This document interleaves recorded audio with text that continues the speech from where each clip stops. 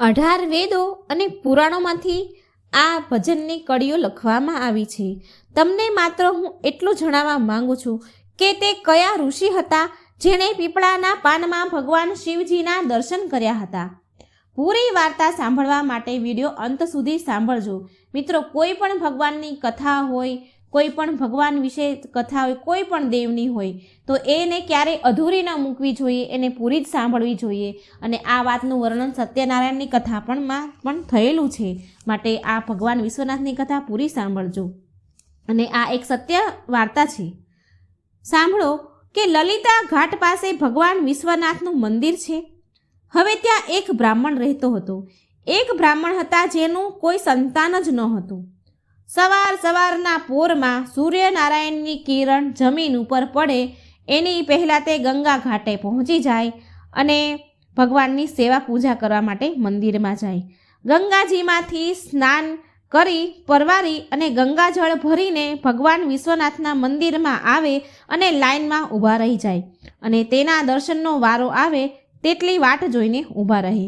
અને જ્યારે તેમનો વારો આવે એટલે ભગવાનની શિવલિંગ પર જળ ચડાવે, ગંગાજળ ચડાવે અને પૂજા અર્ચના કરે અને માત્ર એક જ પ્રાર્થના કરે કે હે પ્રભુ, હું વર્ષોથી તમારા મંદિરે આવું છું, તમારી સેવા પૂજા કરું છું. હે પ્રભુ, મારી ઝોળી ભરી દો. ભગવાન, મારી પ્રાર્થના સાંભળો, મારા અરમાન પૂરા કરો. હું એક ગરીબ નિર્ધન બ્રાહ્મણ છું, ઝૂંપડીમાં રહું છું, રૂખું સૂખું ટાઢું ટુકડું ખાઈને મારું જીવન વિતાવું છું. હું અને મારી પત્ની બંને. બસ અમારા ઘરમાં એક જ વાતની ખોટ છે કે મારા ઘરે સંતાન નથી. એક સંતાનનું સુખ આપી દો ભોળાનાથ. ભગવાન, શેર માટીની ખોટ છે, મારા ઘરે પૂરી કરી દો મારા નાથ.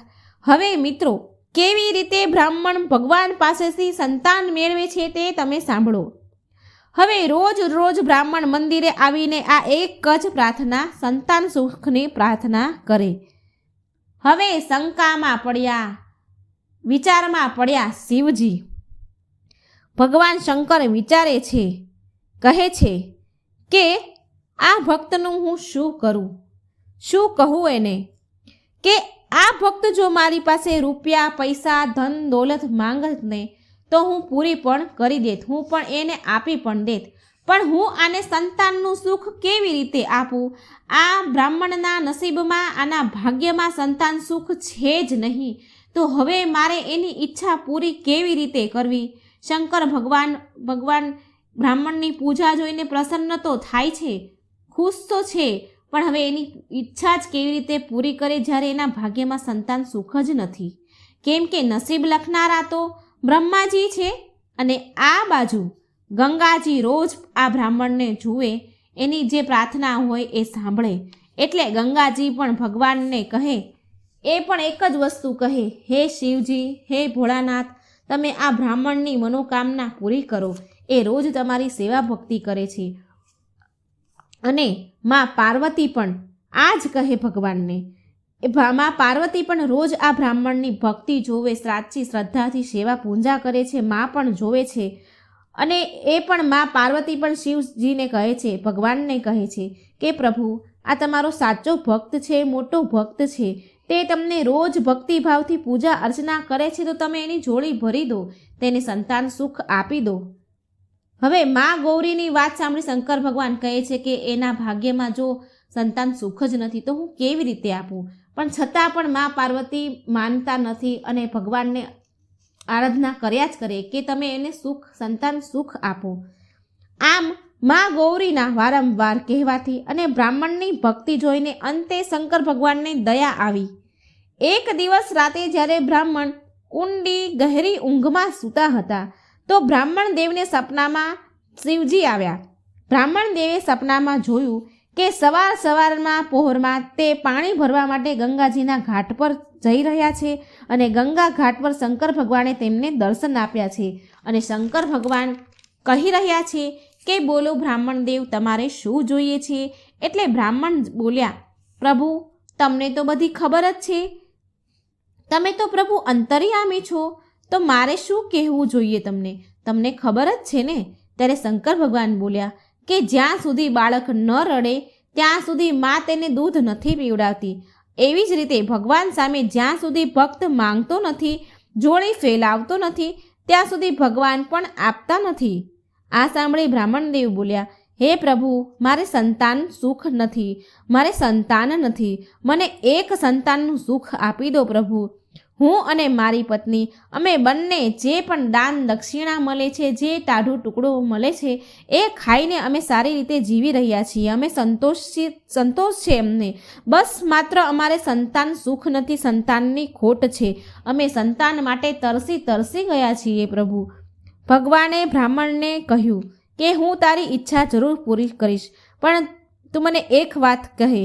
હું તને 2 વિકલ્પ આપું છું. અને ભગવાન પૂછે છે કે સારું, હું તારી ઈચ્છા પૂરી કરું છું, તારે કેવી રીતનો પુત્ર જોઈએ?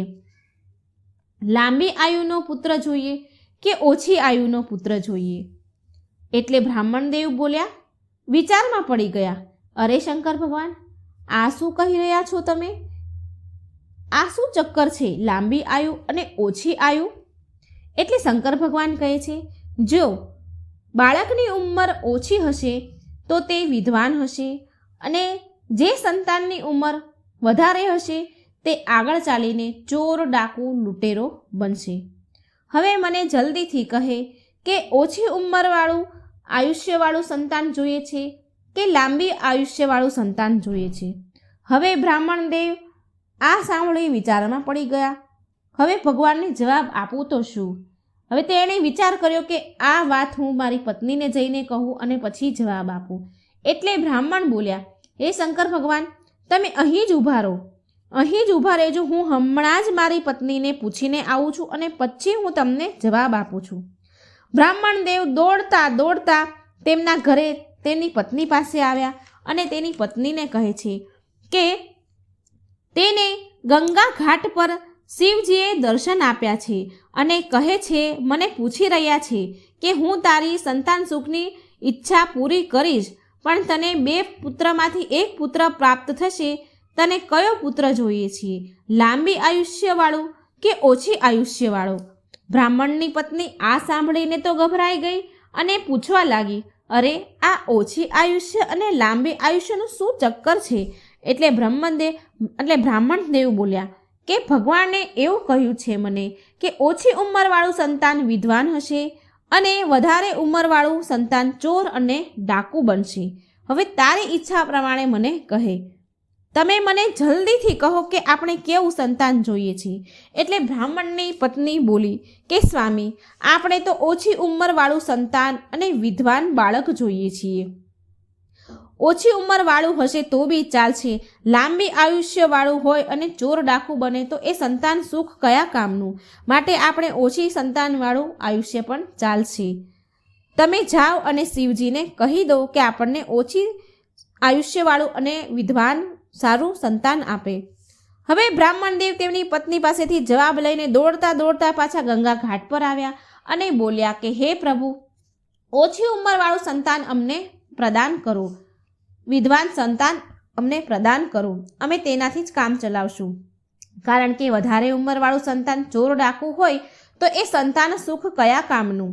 એટલે શંકર ભગવાન બોલ્યા, સારું, જા, તારા ઘરે 1 બાળકનો જન્મ થશે, પણ જેવો તે 5 વર્ષનો થશે તેવું જ તેનું મૃત્યુ થશે. આટલું કહી ભગવાન અંતર્ધ્યાન થઈ ગયા અને બ્રાહ્મણની ઊંઘ ખુલી ગઈ, એની આંખ ખુલી ગઈ. થોડા દિવસ થયા એટલે બ્રાહ્મણની પત્નીને દિવસો રહ્યા. 9 મહિના પૂરા થયા એટલે બ્રાહ્મણની પત્નીએ એક સરસ પુત્રને જન્મ દીધો. અને એ જન્મ થયા પછી બ્રાહ્મણદેવને શિવજીની સપનાની વાત યાદ આવી ગઈ કે આ બાળકે જન્મ લીધો તો છે, પણ 5 વર્ષનું થશે એટલે મૃત્યુ થઈ જશે. હવે જેમ તે બાળક મોટું થાય છે તેમ બ્રાહ્મણ અને તેની પત્નીને ચિંતા થાય છે. રાતભર રડ્યા કરે છે. હવે આમને આમ તેના છોકરાને મોટા કરતા 4 વર્ષ વીતી ગયા. હવે માત્ર તેની આયુષ્યમાં 1 જ વર્ષ બાકી હતું. હવે તે બાળક 4 વર્ષનો થયો એટલે હસતો રમતો થયો, ચાલતો થઈ ગયો, ખિલખિલાટ કરવા લાગ્યો, થોડું કાલું વાલું બોલવા લાગ્યો અને આ જોઈને તો બ્રાહ્મણ અને તેની પત્ની બહુ ખુશ થતા. થોડા સમય માટે તો એ ભૂલી પણ જતા કે આનું આયુષ્ય 5 જ વર્ષનું છે. એ ભૂલી જતા. બાળકો શેરીઓમાં ગલીઓમાં ફરે છે, પાઠશાળાએ ભણવા જાય છે. બંને એવું વિચારે છે કે કેવો મારો દીકરો સરસ હસે છે, રમે છે, કિલકાર્યો કરે છે અને એના થકી અમારું ઘર હર્યું ભર્યું છે. આજે ભણવામાં આમાં આ શીખીને આવ્યો, આજે આ શીખીને આવ્યો, એમ કરીને બંને પતિ પત્ની ખુશ થાય છે અને પછી પાછા અંતે ઉદાસ થઈને બેસી જાય છે અને બોલે છે કે કેવા દુર્ભાગ્ય છે આપણા. ન જાણે કઈ ઘડીમાં ભગવાન શિવે 5 વર્ષને આયુષ્યવાળું સંતાન આપ્યું. 5 વર્ષ પૂરા થશે એટલે આપણો દીકરો આપણને છોડીને ચાલ્યો જશે. હવે આમ ને આમ બિચારા ઉપાધિ કરે છે, ચિંતા કરે છે, રડે છે બંને પતિ પત્ની. અને આમને આમ સમય વીતતો ગયો અને હવે 4 વર્ષ 11 મહિના અને 29 દિવસ થઈ ગયા. હવે તે બાળકના મરવામાં માત્ર 1 જ દિવસ બાકી રહી ગયો. જ્યારે રાત પડી તો તે છોકરો સૂઈ ગયો તો બ્રાહ્મણ અને તેની પત્ની પાસે આવીને બેસી ગયા અને રડવા લાગ્યા. રાતનો સમયનો પહેલો પહોર ચાલી રહ્યો હતો એટલે કે રાતના 10 વાગ્યા હતા. બંને વિલાપ કરવા લાગ્યા કે જેવી જ સૂર્યની પહેલી કિરણ ધરતી ઉપર પડશે ને આપણો દીકરો મરી જશે, કેમ કે તેના જીવનના 5 વર્ષ પૂરા થઈ ગયા છે. જ્યાં આ દીકરાનો જન્મ થવાનો હોય અને જન્મદિવસ મનાવવાનો હોય એની જગ્યાએ તેનો મરણ દિવસ મનાવવો પડશે. પણ હવે આ તો વિધાતાએ લેખ લખી લીધા છે અને કોણ બદલી શકતું હતું. પણ બ્રાહ્મણે હજી સુધી હાર નહોતી માની. છોકરાના જીવ બચાવવા માટે હજી તેણે હાર નથી માની. તેણે તેના દીકરાને રાત્રિના 3જા પહોરમાં ઉઠાડ્યો અને તેના દીકરાને કહે છે કે બેટા, પહેલાંના જમાનામાં સાધુ સંત સ્નાન કરી લેતા હતા. આ પહોરમાં સૂર્યદેવના પ્રકાશની પહેલી કિરણ જમીન પર પડે તે પહેલાં સ્નાન કરીને ભક્તિ પૂજામાં બેસી જતા હતા. બ્રાહ્મણે રાત્રિના 3જા પહોરમાં તેના દીકરાને જગાડ્યો અને કાશી વિશ્વનાથના મંદિરમાં ફાટક બંધ હતા. કાશી વિશ્વનાથના મંદિરમાં લઈ ગયા પણ ત્યાંનું દરવાજા બંધ હતા. તેણે કાશી મંદિરના વિશ્વનાથ મંદિરના બહારથી જ તેને દર્શન કરાવી દીધા અને પછી લઈ ગયા ગંગા ઘાટે. ગંગાજીના પાવન તટ પર લઈને જઈને બેસાડી દીધો તેના દીકરાને બ્રાહ્મણે. અને તેના બાળકને એવું કહ્યું કે અહીંથી જે કોઈ સાધુ સંત અહીં સ્નાન કરવા આવે તો તારે તેના ચરણને સ્પર્શ કરી અને આશીર્વાદ લેવા, એને પગે લાગજે. બસ હવે શું? સાધુ સંતો ધીરે ધીરે ગંગા ઘાટ પર સ્નાન કરવા આવવા લાગ્યા અને તે બાળક ધીરે ધીરે બધા જ સાધુ સંતોને પગે લાગે છે. બ્રાહ્મણ ત્યાં એ છોકરાથી થોડે દૂર ઊભા રહ્યા. બધા જ સાધુ સંતને બાળકને આશીર્વાદ આપે છે અને ત્યાંથી ચાલ્યા જાય છે. અને અચાનક તે બ્રાહ્મણે જોયું કે દૂરથી સપ્તઋષિઓ આવી રહ્યા હતા અને સપ્તઋષિઓને જોઈને તે બ્રાહ્મણ ખુશ થયો. અને સપ્તઋષિઓમાં તો એ સમયે એટલી બધી શક્તિ હતી કે સપ્તઋષિઓ તપસ્યા કરીને ઘણી બધી શક્તિઓ મેળવી હોય છે અને સપ્તઋષિઓ ભૂત, ભવિષ્ય અને વર્તમાન પણ જોઈ શકતા હતા. વરદાન આપે તો વરદાન પૂરું થઈ શકતું હતું અને ફળતું હતું. સપ્તઋષિઓને દૂરથી આવીને જોઈતા તે બ્રાહ્મણ પોતે એક ઝાડ પાછળ સંતાઈ ગયો. તેના દીકરાને પગે લાગવાનું કહ્યું અને ધીરે રહીને ઝાડ પાછળ સંતાઈ ગયો અને તેના બાળકને ઈશારો કર્યો જ્યારે સપ્તઋષિ આવ્યા એટલે. અને જ્યારે સપ્તઋષિઓ નજીક આવ્યા તો તે બાળક ઊભો થયો અને ત્યાંથી ઋષિઓના ચરણ સ્પર્શ કર્યા, પગે લાગ્યો. એટલે સપ્તઋષિઓએ બાળકને આશીર્વાદ આપ્યા, આયુષ્યમાન ભવ, તારી ઉંમર લાંબી થાય. અને ઝાડ પાછળથી છુપાયેલો બ્રાહ્મણ દેવ બહાર નીકળ્યા. જેવા સપ્તઋષિએ આશીર્વાદ આપ્યા તેવો બ્રાહ્મણ બહાર નીકળે છે અને હસતા હસતા સપ્તઋષિઓને કહે છે તે બ્રાહ્મણ કે મહારાજ, તમે ઓળખ્યો આ એ જ બાળક છે જેની ઉંમર 5 વર્ષની હતી અને આ 5 વર્ષ પછી આજે મરવાનો હતો. આજે એનો છેલ્લો દિવસ છે. જેવી સૂર્યની કિરણ પડશે તેવું તેનું મૃત્યુ થશે. તમે આને આશીર્વાદ આપી આની ઉંમર લાંબી કરી દીધી છે. તમારું વરદાન ક્યારેય ખાલી નથી જતું.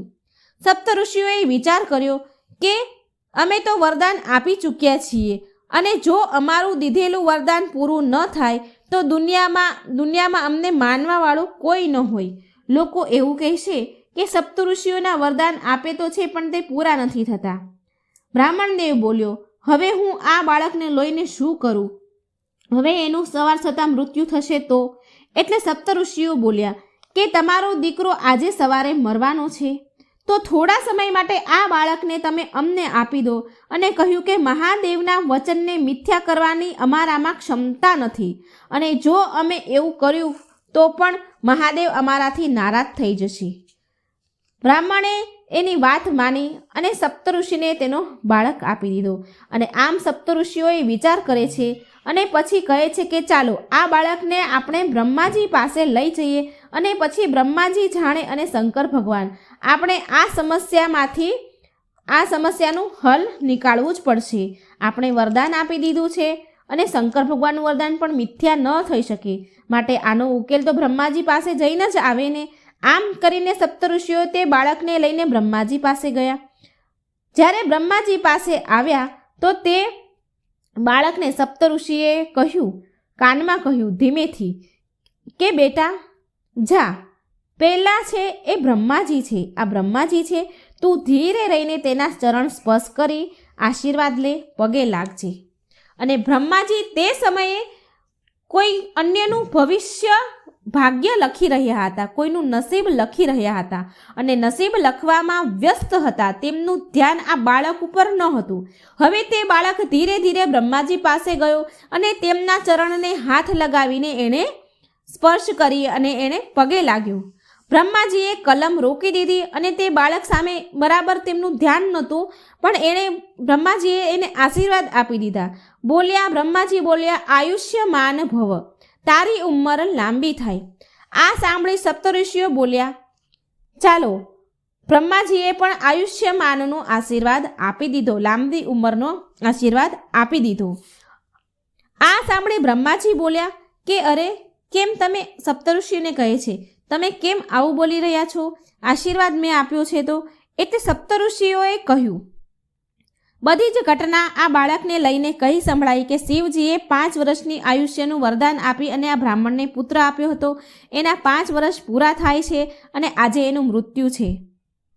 હવે આ સાંભળી અને પરમ પિતાને ઋષિઓ કહે છે કે તમે આને અખંડ આયુષ્યનું, લાંબુ આયુષ્યનું વરદાન આપ્યું છે, તો હવે શું થશે? પરમપિતા, તમે તો બધાનું નસીબ લખો છો, તો હવે શું થશે? તમે બાળકને ઓળખી ના શક્યા અને પહેલાં તમે જોયા વગર જ આને આયુષ્યમાન ભવનું વરદાન આપી દીધું.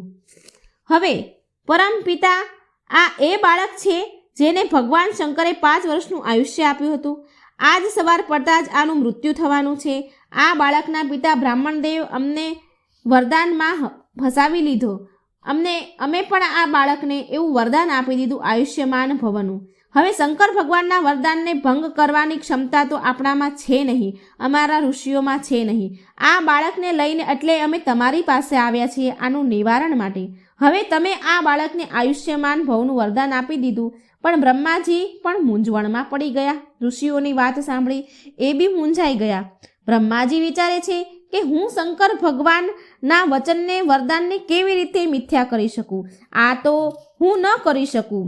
અને પછી બ્રહ્માજીએ વિચાર કર્યો કે હું આ બાળકને લઈને વિષ્ણુ ભગવાન પાસે જાઉં અને આનો કોઈ ઉપાય બતાવશે. હવે બ્રહ્માજી અને સપ્તઋષિઓ બાળકને લઈને વિષ્ણુ ભગવાન પાસે ગયા. હવે તે સમયે વિષ્ણુ ભગવાન શયન કરી રહ્યા હતા. વિષ્ણુ ભગવાન યોગ નિંદ્રામાં હતા. જ્યારે ભગવાન યોગ નિંદ્રામાં હતા ત્યારે બ્રહ્માજીએ તે બાળકને ધીરે રહીને કહ્યું કે જા બેટા, આ વિષ્ણુ ભગવાન છે અને તેના ચરણ સ્પર્શ કરી લે, તેને પગે લાગી અને આશીર્વાદ લઈ લે.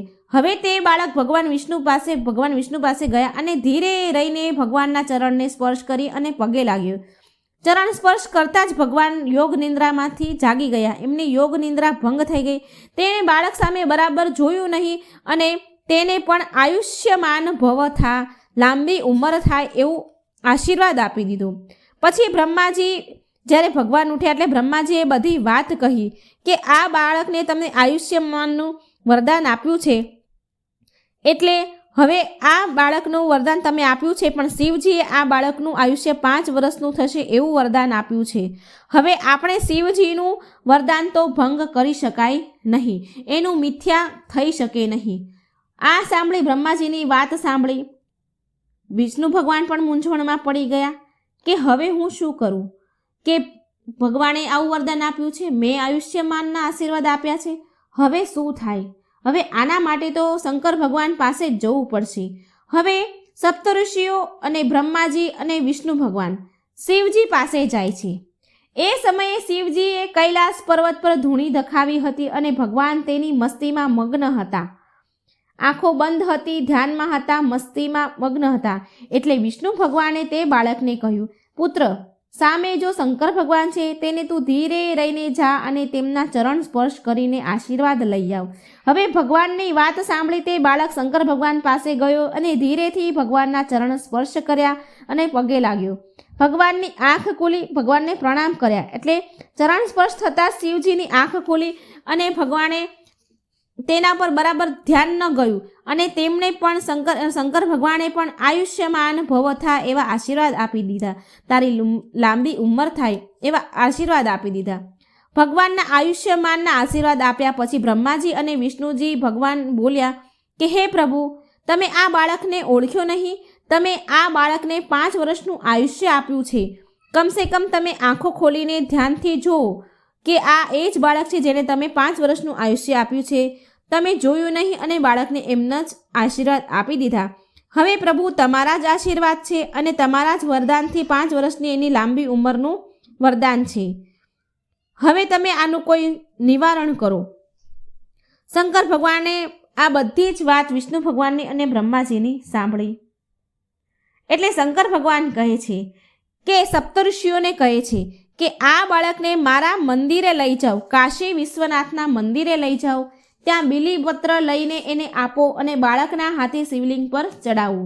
એટલે સપ્તઋષિઓ તે બાળકને લઈને કાશી વિશ્વનાથના મંદિરે લઈને આવ્યા, બીલીપત્ર લઈને આવ્યા અને શિવલિંગ પર ચડાવવા માટે કહ્યું. હવે બાળક મંદિરમાં જાય છે અને શિવલિંગ પર બીલીપત્ર ચડાવે છે, ગંગાજળ ચડાવે છે. હવે તેવામાં તો સૂર્યદેવ ઉગે છે. એટલે સૂર્યની પહેલી કિરણ ધરતી ઉપર પડી અને યમરાજા તે બાળકના પ્રાણ હરવા માટે પહોંચી ગયા મંદિરમાં. કાળા ભયાવહ સ્વરૂપ, એવું ભયંકર સ્વરૂપ યમરાજાનું જોઈને તે બાળક ડરી ગયો. જેવા યમરાજા બાળકના પ્રાણ હરવા જાય છે તેવો જ તે બાળક તેના બંને હાથે શિવલિંગને પકડી લે છે. જેવી રીતે બાથ ભરીએ એવી રીતે શિવલિંગને બાથ ભરી લે છે. અને યમરાજા બોલ્યા, ચાલો બેટા, તારો મૃત્યુનો સમય આવી ગયો છે, તારો સમય પૂરો થઈ ગયો છે. એટલે તે બાળક બોલ્યો, હું તો આવીશ, પણ મારી સાથે આ ભગવાન શિવ પણ આવશે. આ વાત સાંભળી, આ વાત હજી ચાલી જ રહી હતી તેવામાં શંકર ભગવાન પ્રગટ થયા અને ત્યાં યમરાજાને બોલી ઉઠ્યા કે હે પ્રભુ, મારે આ બાળકનું મૃત્યુ હવે નજીક આવ્યું છે, એટલે હું એના પ્રાણ હરવા માટે આવ્યો છું. હવે હું એને લઈ જવા આવ્યો છું. મને આ બાળકના પ્રાણ હરવાની રજા આપો.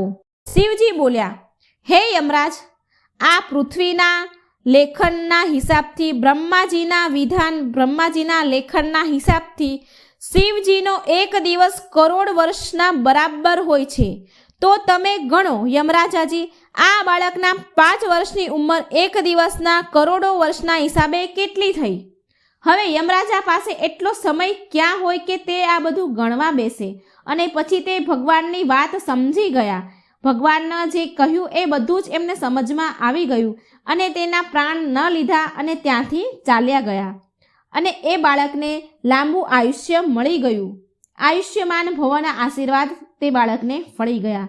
અને મિત્રો, આ બાળક બીજું કોઈ નહીં, ઋષિ માર્કંડે હતા. મિત્રો, પ્રયાગરાજમાં અકબરનો એક કિલ્લો છે, તેની અંદર એક અક્ષય વૃક્ષ છે.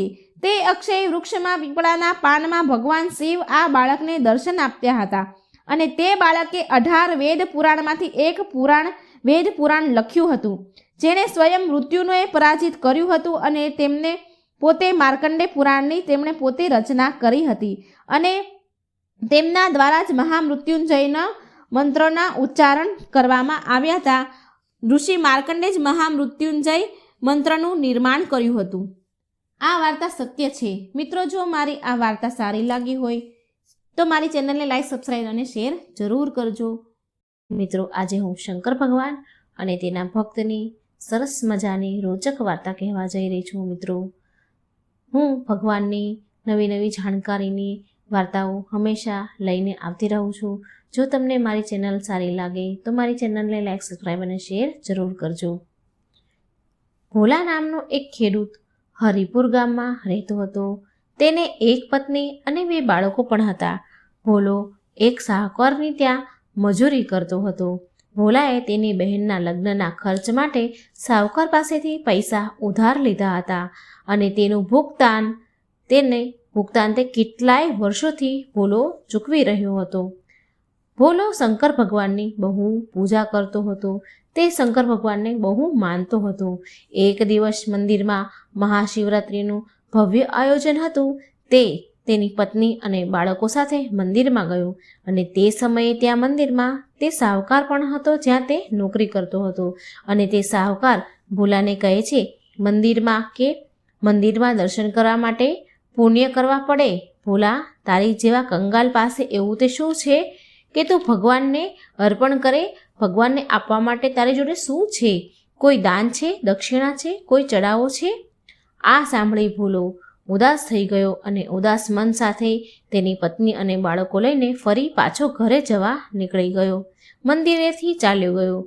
તેમાં તે ચાલતા ચાલતા જઈ રહ્યા હતા તો રસ્તામાં એક માણસ મળ્યો. તે ગરીબ જેવો લાગતો હતો. તે માણસે ભોલાની પત્નીને કહ્યું કે બહેન, કંઈ ખાવાનું હોય તો આપો ને, મને બહુ ભૂખ લાગી છે, કંઈ ખાવાનું આપો. એટલે ભોલાની પત્ની પ્રસાદીનો શીરો લઈ અને ભગવાનના મંદિરે ગઈ હતી અને તે પાછી વળી એટલે એની પાસે પ્રસાદીનો શીરો હતો. એટલે ભોલાની પત્ની બોલી કે ભાઈ, મારી પાસે લોટનો બનાવેલો શીરો છે, એ ખાવો હોય તો આપું. એટલે તે ભૂખ્યો માણસ કહે છે, અરે મને આપી દો લોટનો શીરો, અને એમાંય તે હું ભૂખ્યો છું અને એમાં પણ પ્રસાદ તો વધારે મીઠો લાગે. એટલે ભોલો બોલ્યો કે ભાઈ, તારું શું નામ છે? એટલે તે માણસ કહે છે, મારું નામ શિવાય છે. હું અહીં કામની શોધમાં આવ્યો છું. શું તમે મને કોઈ કામ આપી શકશો? હું કોઈ પણ કામ કરી લઈશ. એટલે ભોલાએ કહ્યું, ભાઈ, હું પોતે એક ખુદ ગરીબ મજદૂર છું. ગામના શાહુકારને ત્યાં મજૂરી કરું છું. હું તને શું કામ આપી શકું? એટલે તે માણસ કહે છે, ભાઈ, મને કંઈ પણ કામ આપો. ભલે પછી બદલામાં તમે મને પૈસા ન આપતા, પણ મને રહેવાની જગ્યા આપી દેજો. ભોલો સિવાયની મજબૂરી સમજ્યો અને તેને રહેવા માટે હા કહી દીધી. અને તે દિવસથી સિવાય ત્યાં ભોલાના ઘરે જ રહેવા લાગ્યો અને તેના ઘરમાં કામકાજમાં મદદ કરતો હતો. એક દિવસ ભોલો તેની પત્ની માલાને કહે છે કે માલા, આ સિવાય આપણા માટે આટલું બધું કેમ કરે છે? કેટલું બધું કામ કરે છે. બાળકો માટે પણ સિવાય દૂધ, ફળ, શાકભાજી બધું જ લાવે છે. ક્યાં સુધી આપણે આ સિવાયની મદદ લઈશું? ક્યાં સુધી આપણે એનું ખાઈશું? પૈસા લીધા વગર આપણે ક્યાં સુધી તેની પાસે કામ કરાવશું? એટલે ભોલાની પત્ની બોલી કે તમે એક કામ કેમ નથી કરતા? સિવાયને તમારા શાહુકારને ત્યાં નોકરી અપાવી દો, તો તેના કામના બદલામાં પૈસા પણ મળી જશે. ભોલાને માલાની વાત સાચી લાગી. ભોલો સિવાયને લઈને શાહુકારની ત્યાં જાય છે અને કામ અપાવે છે. સિવાયને કામ મળી જાય છે. હવે સિવાય ભોલાની સાથે સાથે ખેતરમાં ખેતી કરવા લાગે છે, ખેતરમાં કામ પર જવા લાગે છે. શાહુકારની ત્યાંથી સિવાયને જે પણ પગાર મળતો તે બધા પૈસા સિવાય ભોલાને ભેગા કરવા માટે આપી દેતો હતો. ભોલો કેટલી બધી વાર એમ કહે કે સિવાય, આ પૈસા તું લઈ લે. પણ ત્યારે સિવાય જવાબમાં કહે કે પૈસા સમય આવશે ત્યારે કામ લાગશે. એટલે એકવાર શાહુકાર ભોલાને અને સિવાયને બીજા કામ માટે બહાર મોકલે છે. એવામાં જતા જતા રસ્તામાં ચાલતા જાય છે એટલે રાત પડી જાય છે. વચ્ચે જંગલ આવે છે. જંગલના રસ્તામાંથી એક શહેરના ગર્જનાનો અવાજ આવ્યો. ભોલો અવાજ સાંભળીને બહુ ગભરાઈ ગયો. તો સિવાય બોલ્યો કે ભોલાભાઈ, તમે કેમ ગભરાઓ છો? તમે તો શંકર ભગવાનના પરમ ભક્ત છો, તો ડરો છો કેમ? જ્યારે ભક્ત મુસીબતમાં હોય છે ને, તો ભગવાનને પણ સહાયતા માટે આવવું જ પડે છે. ભોલાભાઈ, તમે ડરશો નહીં. એવું કરો, આ ઝાડ ઉપર ચડીને બેસી જાઓ, બાકી બધું હું જોઈ લઈશ. એટલે ભોલો કહે છે કે શિવા, હું તને એકલો મૂકીને કેવી રીતે ઝાડ પર ચડી જાઉં? આ તો ખોટી વાત છે ને. શિવો કહે છે, ભોલાભાઈ, તમે નિશ્ચિત રહો, એવું કંઈ નહીં થાય. અને ભોલો ઝાડ પર ચડવા માટે જેવું પાછું વળીને જુએ છે એવો તો પાછળ વાઘ ઊભો હોય છે. ભોલો વાઘને જોઈને થર થર થર ડરવા લાગે છે, ધ્રુજવા લાગે છે અને ઓમ નમઃ શિવાય, ઓમ નમઃ શિવાય, ઓમ નમઃ શિવાયના જાપ કરવા લાગ્યો, ડરવા લાગ્યો. ખૂબ પરસેવો છૂટી ગયો. શિવાય વાઘની આગળ આવીને ઊભો રહી ગયો. વાઘ થોડીવાર શિવાયની સામે જ જોયા કર્યું અને કંઈ ગરજ્યા વિના, કંઈ કહ્યા વિના જંગલ તરફ તે સિંહ ચાલ્યો ગયો. પછી ભોલો અને શિવાય બંને ઘરે આવી ગયા. ભોલો આખી રાત તે ઘટનાને યાદ કરતો રહ્યો. તે સૂતો નહીં. બીજા દિવસે સવારે જ્યારે તે ઉઠીને જુએ છે તો શિવાય ઘરે ન હતો. શિવાય ઘરેથી ક્યાંક ચાલ્યો ગયો હતો. ભોલો આસપાસમાં જુએ છે, પૂછપરછ કરે છે, તપાસ કરે છે, પણ કોઈને શિવાયની ખબર ન પડી. તે જઈને સાહુકાર પાસે ગયો અને પૂછ્યું. એટલે સાહુકારે કહ્યું કે ભોલો સવારે મારી પાસે આવ્યો હતો અને તેણે કહ્યું કે તે અમરનાથની યાત્રા કરવા નીકળવાનો છે, માટે તે એનો હિસાબ કરાવીને ગયો. ભોલો ઘરે પાછો ગયો અને બધી જ વાત માલા તેની પત્નીને કહી સંભળાવી. માલા પણ સાંભળીને બહુ હેરાન થઈ ગઈ કે અચાનક કંઈ કહ્યા વિના, બતાવ્યા વિના અમરનાથની આટલી લાંબી યાત્રા પર કેવી રીતે નીકળી ગયો. ભોલાને કંઈ સમજમાં ન આવ્યું અને તે દિવસે તે સૂઈ ગયો. એટલે રાત્રે ભગવાન શંકર ભોલાના સપનામાં આવ્યા અને ભોલાને કહે છે, ભોલા ઉઠ, તે મને ઓળખ્યો નહીં? હું જ તારો શિવાય છું, જેના વિશે તું ચિંતા કરી રહ્યો છે. ભોલો ગદગદ અવાજે બોલ્યો કે હે ભગવાન, તમે જ શિવાય છો? મેં તમને ઓળખ્યા નહીં. મારાથી આ કેવી મોટી ભૂલ થઈ ગઈ. હે મહાદેવ, મને માફ કરી દો. મેં તમારી સેવા ન કરી અને ઉપરથી તમારી જોડે મેં કામ કરાવ્યું. મેં તમારી જોડે સેવા કરાવી. મને છોડીને કેમ ચાલ્યા ગયા પ્રભુ તમે? હે મહાદેવ, પાછા મારી પાસે આવી જાઓ. ભોલો હવે ભગવાનને કહે છે કે ભગવાન, મારી ભૂલ થઈ ગઈ, એ માફી માંગે છે. ભોળાનાથ કહે છે કે તું મારી પાસે અમરનાથ યાત્રા કરીને આવજે. ભોલા, હવે તું મારી પાસે યાત્રા કરીને જ આવીશ. અમરનાથમાં જ હું તને દર્શન આપીશ. આટલું કહીને ભગવાન ભોળાનાથ અંતર્ધ્યાન થઈ ગયા. બીજા દિવસે ભોલાએ બધી જ વાત માલાને કહી સંભળાવી. પણ ભોલો એ ચિંતામાં હતો કે અમરનાથ યાત્રા કરવાના પૈસા તેની પાસે ક્યાંથી આવશે.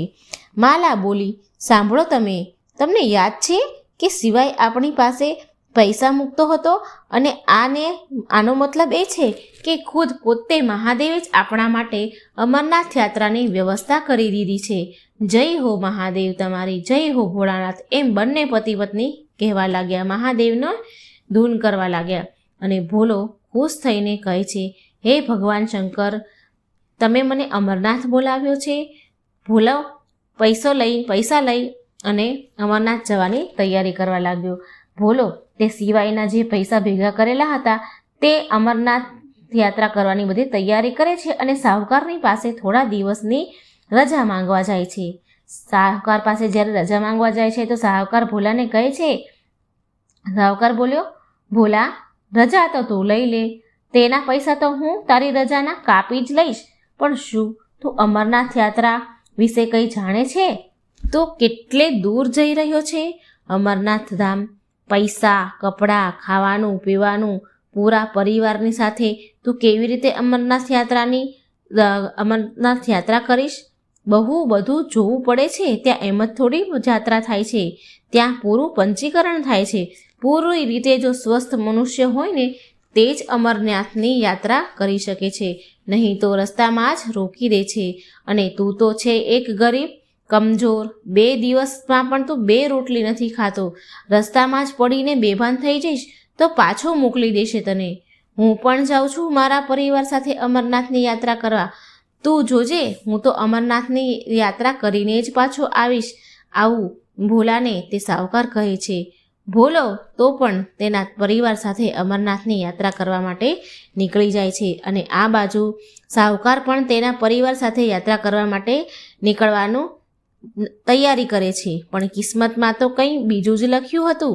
75 વર્ષની ઉંમર પછી સાહુકારને પંચીકરણનું સ્થગિત કરવામાં આવ્યું, કારણ કે 75ની ઉંમર પછી ત્યાં જવા નહીં દેતા.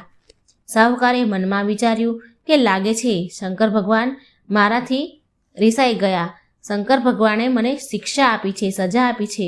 તેની યાત્રા માટે કોઈ ગરીબ કે અમીર નથી હોતું. તે જેની પર કૃપા કરે છે ને તે જ તેના દર્શન કરી શકે છે. લાગે છે ભોલો તેમનો મારાથી પણ મોટો સેવક છે, માટે તેને અમરનાથ યાત્રા પર જવાનો શુભ અવસર મળ્યો. હું કેમ ન સમજી શક્યો કે ભગવાન તો પ્રેમના ભૂખ્યા છે. તેમને ધન દોલત પકવાનોથી કોઈ મતલબ નથી હોતો. ભગવાનને કોઈ એક સુકાયેલી રોટલી પણ ખવડાવી દે ને તો એના પર પણ ભગવાન પ્રસન્ન થઈ જાય છે.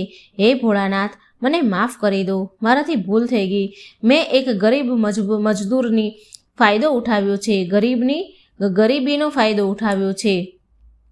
મેં હંમેશા ભોલાનો ફાયદો ઉઠાવ્યો છે. બસ એકવાર ભોલો યાત્રાથી પાછો આવી જાય, યાત્રા કરી અને પાછો ફરશે એટલે હું ખુદ તેની જોડે માફી માંગી લઈશ. ભોલો માલા અને બાળકો સાથે પહેલગામ પહોંચી ગયા અને ત્યાંથી તે ચાલીને જ યાત્રા તેમણે શરૂ કરી.